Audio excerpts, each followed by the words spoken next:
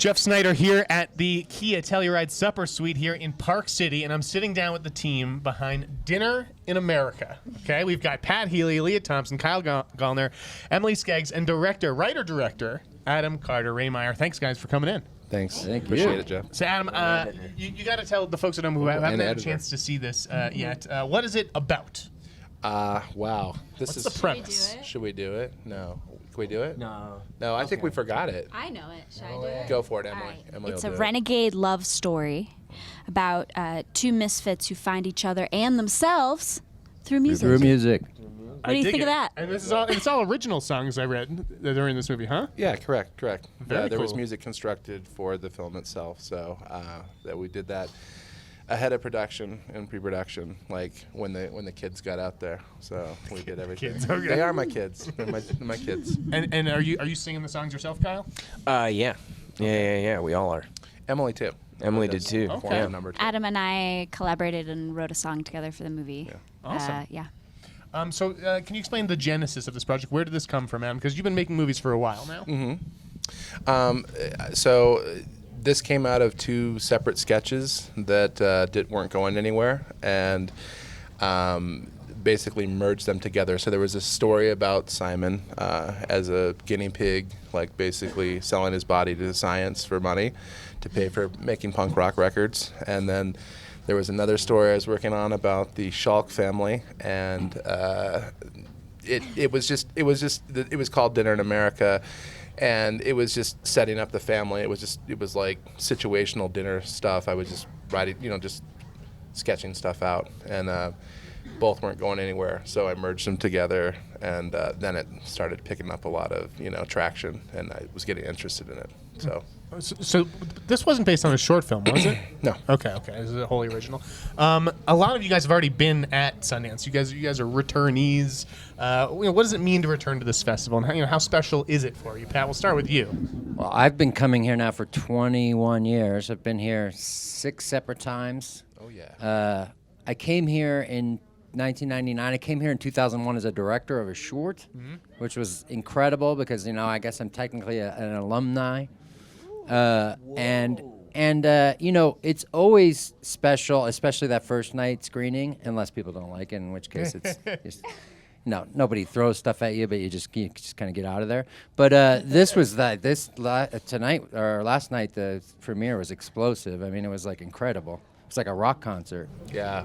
I remember that first premiere for Compliance. Which The premiere for Compliance was a whole other thing because we thought we were going to get killed or hurt by somebody. We were actually ushered by security into an elevator, like after the Robert Kennedy assassination. It was really like people were yelling, that we were rapists and things, and that was really unexpected. This is unexpected in a different way because it is intense and in your face, but it's funny and it's a joy and it's ultimately, just very cathartic for people in a way that movie isn't. So for me, it's just, I don't know, it made me feel a lot younger again. Like last night, it's like I've been telling them that it's a lot like the movies that. That I love, the cult movies I love, like Repo Man and Ghost World, which I was in, and like things like that. That I don't know. Nobody makes those movies anymore, and nobody is making movies like Adam has, which is just like I don't care if people aren't doing this or you're not supposed to do this. Like people get on board with it, and it's exciting. So that's always like fun here because it's always the first time you're seeing it. And Lee, what's your history with the festival like? I've been here a few times and. With movies, and then a few times just as kind of a tourist, because I really love the whole independent scene, and I personally love the idea, and like this movie is, what's so wonderful about an independent film, a small movie like this, is that it's Adam's vision. It's one person's vision. I did a lot of really big movies that were a lot of people's vision, and you can see how the scripts get watered down, and you have no idea you feel like what the original intention was. And so for me, I've made a few films like this that I just love because I feel, even directed my own movie called The Year of Spectacular Men, where it was my the writer's vision, and I got to do it all myself, and I like being part of that. And when I read the script, I just thought it was so great. And, even though my part's not very big, I was just like, please let me be a part of this. Well, where do you fit into this? I just make out with Kyle, basically. Lucky bastard, Yeah. Kyle. Puts on a lucky sweet, me. sweet England Dan and John Ford Coley jam too on the turntable. I love. I was already a fan, so when I was like, get to go to Detroit and make out with Kyle? Yeah, I'm in. I was in too. And Emily, you're coming back to Sundance after winning the festival a couple years ago with Cameron Post. Huh? Yeah. So it's super exciting. This movie is incredibly special to me because of the relationships that we built together. The Patty and Simon relationship is just, it's incredibly special. We really poured a lot of ourselves into the characters, and we're really vulnerable to go to those places. And so I'm very protective of them, and also so excited to see people responding so positively to them and seeing themselves in the characters. It's really it's heartening, and it's why I do this. So, Adam, what other misfit comedies sort of inspired you, or that you look towards for inspiration? There's stuff like Welcome to the Dollhouse. I think that feels like it's in this space. Napoleon Dynamite feels So like about it. outsiders, kind of. Or? But I wouldn't say they were really direct. I think really it came down to writing things that weren't going anywhere and just having like a lot of marination over a long period of time. And we're talking, I think I sketched the Kicks thing in 2006. So that's 14 years ago when I put a seed out there, and then I think the Dinner in America one was maybe 2009 or so, and then I didn't even connect them until maybe 2013 or 14, somewhere in there. So. My buddy Ross Putnam produced this film. There were a lot of producers, but Ben Stiller was another one. I was curious how Ben and his partner Nikki, like how instrumental were they in getting this made? They were so helpful, like just opening a lot of doors for us, and like just in guidance too. Spirit animals, like just amazing. Like the support there with Nikki and Ben has just been great through this whole process. Nikki was on set for like the entire film, so just having him there with his experience, like it was awesome. I can't thank them enough for making this happen. Since this is about a girl who runs off with the lead singer of her favorite band, I'm curious who are your favorite bands, and would you protect the lead singer of that band if the cops were after them? Oh, yeah. a big inspiration for me in this movie is Ezra Furman. I don't know if you know Ezra Furman. They're incredible.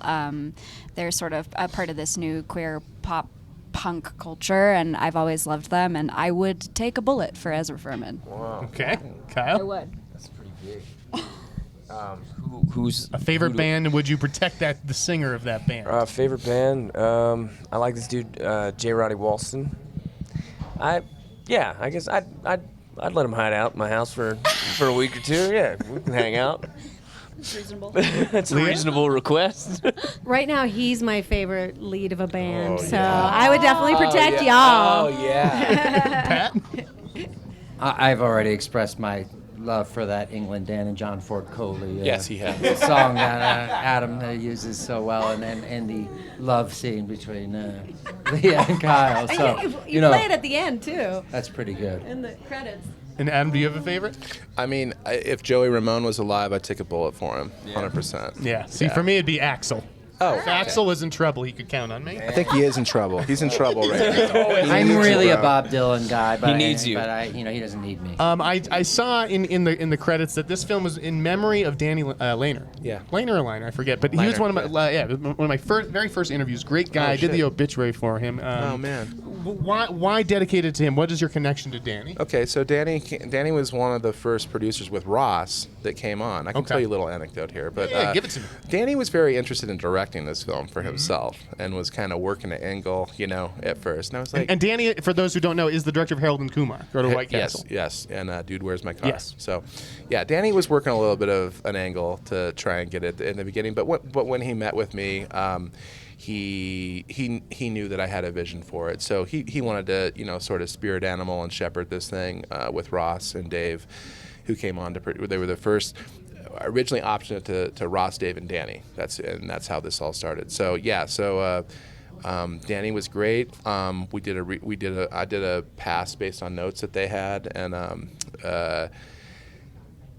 just thinking back on it about Danny, but he remained instrumental in the first year or so, and as we got into this, and then he got sick. He got cancer, and by the end of production, we lost Danny. So He was a great guy. It was a very classy move of you to dedicate I this wanted to him. add, too, that Sure. when I came here, I mentioned I came here with my short film, Mullet, in 2001. One of the few people that reached out to me, and I didn't know him, was Danny. And he just loved the movie and wanted to help me, write a script and work with me on a lot of things. And we remained friends until he passed away. He was a great guy, and he was that kind of person that got behind a lot of people. Even though he did work on his own career too, he if he believed in you, and I could think of a half dozen other people, he really was there for you and really helped you creatively, but just supported. If you had a unique vision that he liked and was funny and interesting to him, he was a really great champion. He gave me I think it was one of my very first one-on-ones as a student reporter, and I always appreciated it. Lee, I had a couple questions for you. You played Marmee in an adaptation of Little Women a couple years ago. Have you seen the Greta Gerwig film? Yes, I have. What was your take on it? You think it could win any Oscars next month? Yeah, I mean, yeah.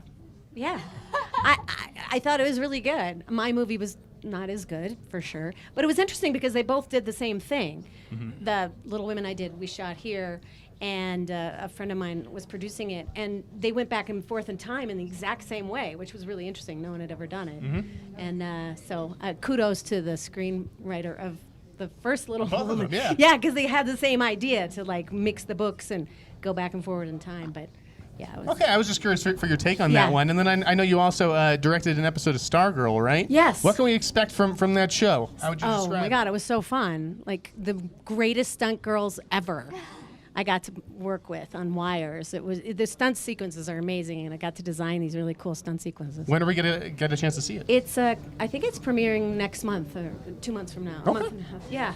Guys, thank you so much for coming in. The team behind Dinner in America. Thank you to Kia Supper Suite for sponsoring this as well. Thank you, Joe. Thank you. Thank you.